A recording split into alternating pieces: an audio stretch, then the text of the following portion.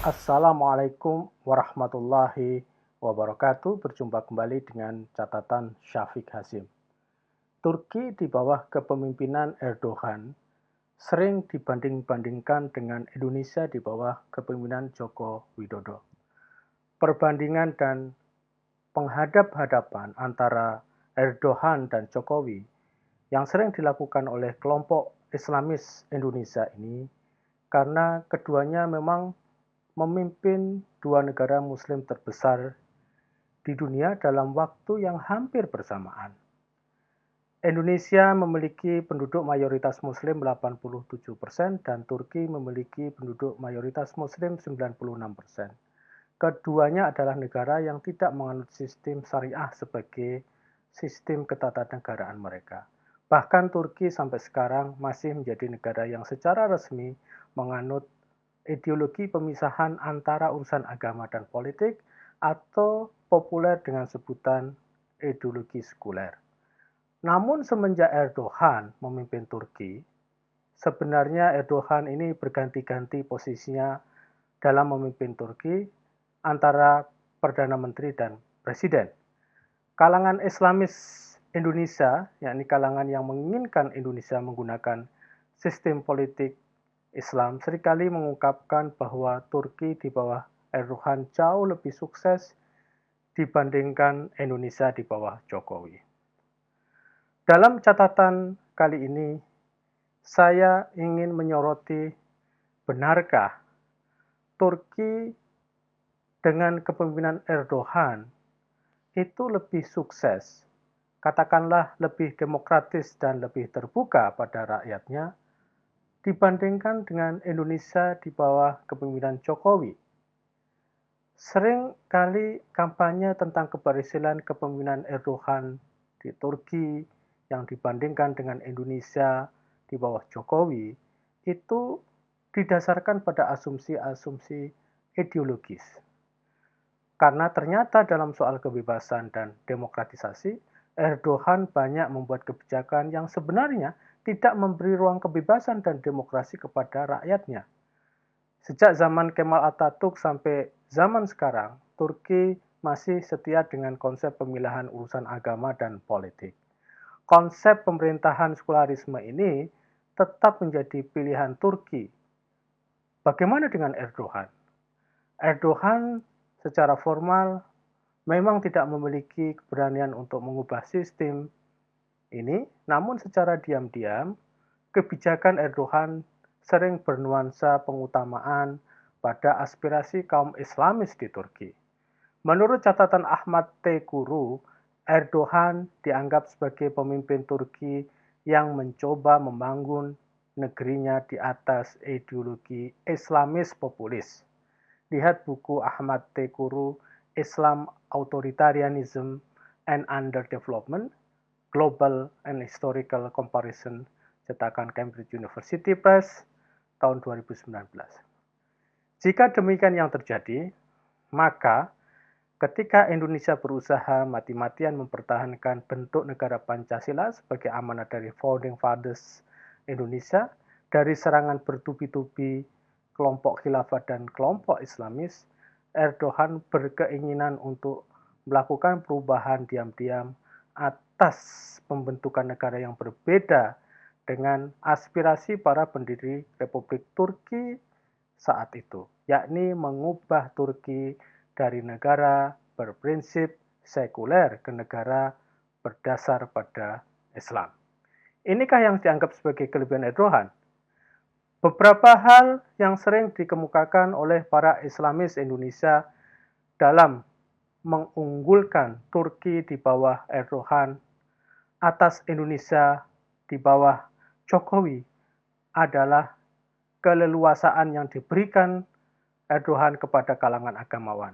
Indonesia dianggap oleh kalangan Islamis banyak melakukan kriminalisasi ulama, menciptakan kasus hukum bagi kalangan agamawan yang kritis terhadap rezim.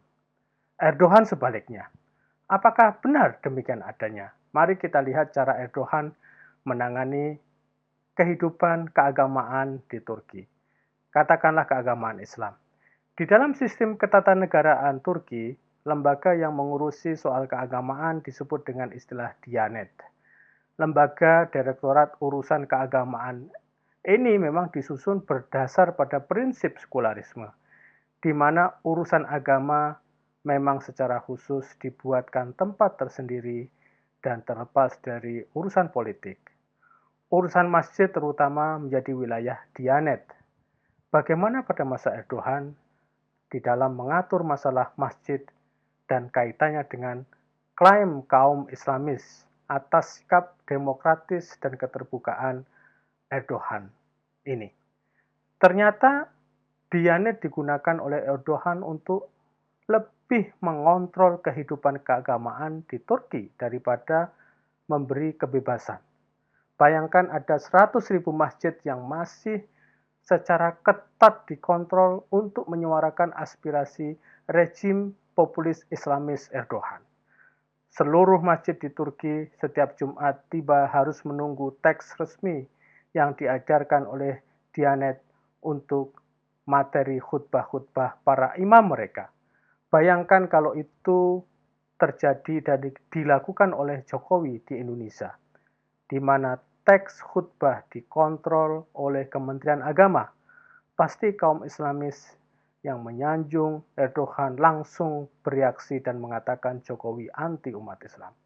Bahkan Erdogan menggunakan kekuasaannya atas masjid untuk kepentingan kampanye untuk mendukung dia di dalam pemilu.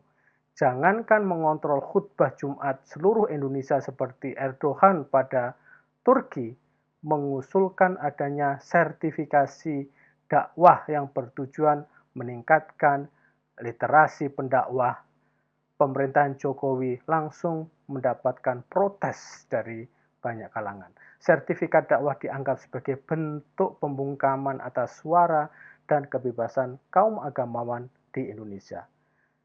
Dalam catatan Ahmad Teguru, model kepemimpinan Erdogan sebenarnya telah mengadopsi sejumlah daftar dari cara kepemimpinan otoriter, termasuk penguasaan properti, kekayaan, ribuan warga negara, dan juga pemenjaraan ribuan orang dengan menggunakan hukum terorisme. Tindakan-tindakan yang demikian ini di mana kalangan Islamis yang memuji Erdogan dianggap tidak ada atau tidak pernah terjadi. Jika itu terjadi maka kalangan Islamis mencarikan argumen bahwa apa yang dilakukan Erdogan adalah untuk Islam.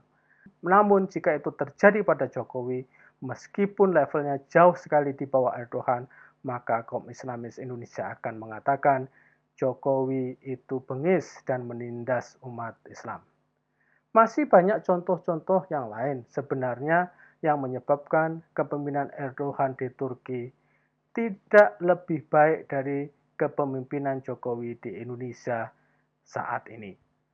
Perburuan Erdogan yang sampai sekarang masih terjadi atas ribuan aktivis, juga politisi Kurdi, dan juga ribuan kaum Gulen, sebuah organisasi yang dulu merupakan teman Erdogan yang dipimpin Fethullah Gulen, dari kawan karib menjadi musuh utama.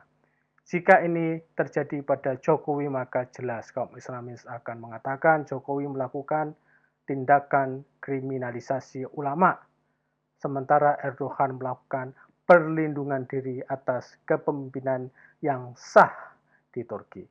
Sebagai catatan, klaim-klaim Turki di bawah Erdogan lebih unggul dari Indonesia di bawah Jokowi adalah klaim-klaim yang seringkali didasarkan pada sikap inkonsisten dan cara pandang kaum Islamis yang double standard.